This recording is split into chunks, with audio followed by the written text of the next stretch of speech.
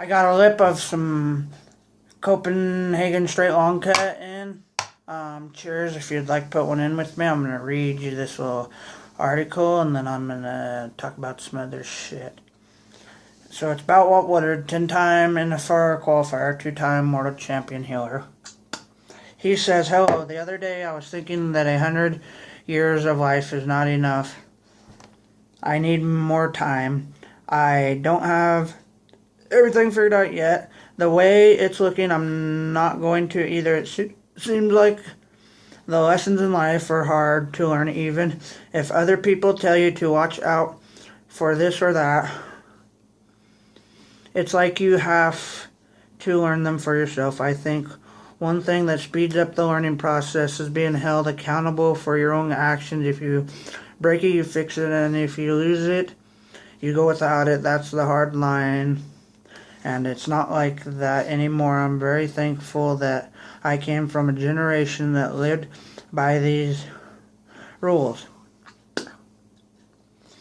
Living by these rules made me a better person. One time when I was 10 years old, I had a pony that I could rope on. He was a good pony, and I had a saddle that would fit him that I used to rope with. One day I was in a hurry, and I forgot to cinch my saddle up before I roped a steer. My saddle turned and I fell off. That wasn't anything new because I fell off a lot, but never because I forgot to cinch up my saddle. Rolled all the way under my pony's belly, and he kicked my little saddle and broke it all apart. My dad said that we couldn't afford to buy another saddle, so for the next year I had to use one of his saddles. The stirrups wouldn't go up far enough to fit my legs, so I had to put my heels on top of the stirrups under the stirrup leather, with my boots sticking out forward. About a year later, we went to a junior rodeo, and my dad and I won second in the family team rope and won $78 each in gift certificates. We combined our winnings and bought me a Hereford, Texas tan roping saddle from the Broken Arrows Western store. It was the most beautiful saddle I have ever seen, and I had stirrups again. I guarded the saddle. I cleaned and polished it, and I roped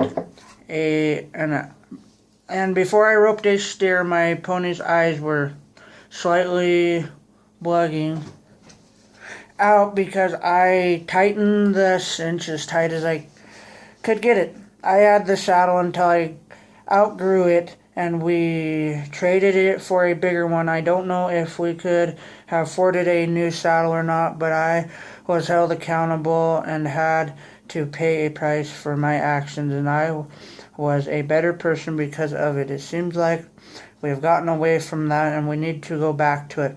When a person can buy a cup of coffee at a fast food restaurant and then puts it between his legs and drives off, and it spills, whose fault is that? Then the person is questions, sues because he got burnt, wins the lawsuit. He was gone crazy. It's his fault that he spilt the coffee and burnt himself. His and his alone. I was roping one time in Phoenix, Arizona. There was a young boy entered in the rope, and he had his heels stuck in the stirrup leather with his feet on top of the stirrups. Someone was standing next to me and said, "Look at the way they make that poor kid rope." I looked at the guy and said, "He didn't cinch his old saddle tight enough on his pony." The guy looked at me and asked if I knew the boy. I smiled and said no, but I used to know one just like him, and I walked away. Hang in there, kid. You'll be okay. So as I read that, it brought me to a little, going back to when I was younger. I can't remember how old. It was when we still had our old horse, Moody. I wasn't in high school rodeo yet. And you could enter, it was junior high, like the junior high kids could enter it. 6th, 7th, and 8th graders could enter and just compete against others that were entered in it, like you could compete against the high school kids. And you didn't win anything, but you could enter against them. It was basically practice, is what I thought of it as. Rodeo practice is what I'm going to call it. So, my friend that I've roped with for many years, he had one of his other friends. We were getting ready to rope, and he had one of his other friends cinch up his saddle and thought it was tight enough. And he went out to rope this steer, and he caught the steer, and he went to turn the steer so I could heel it. And his saddle about rolled under his horse. But he undallied before it rolled under. So, the moral of this is, you've got to, whether someone does, whether someone puts the tack on for you, or you do it yourself, make sure everything works and is tight enough before you go and rope, ride, whatever.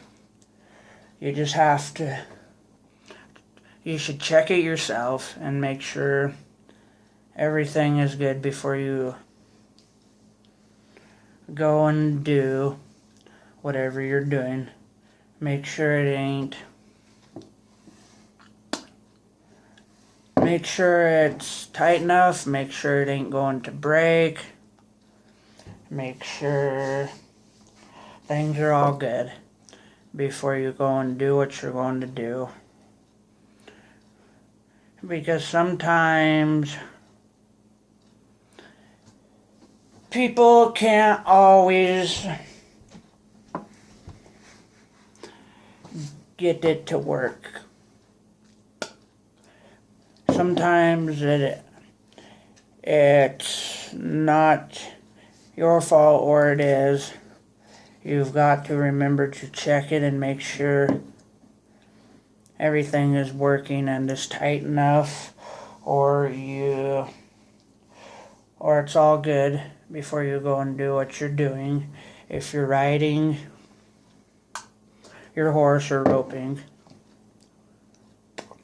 So don't always, even if you have someone that tightens up your cinch for you and says it's tight enough, just take the time and make sure everything works, so when you go to do what you're doing, you don't get in a bind. Or like that kid, make sure the saddle fits and everything. Sometimes you think your tack works, but in all reality, you needed a little different tack. Just like for me, for instance, I won a saddle this summer, and now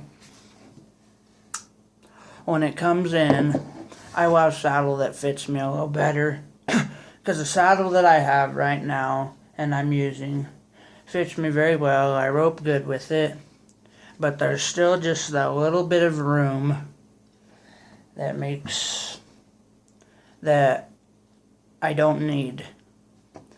I need to fit a little better in the saddle.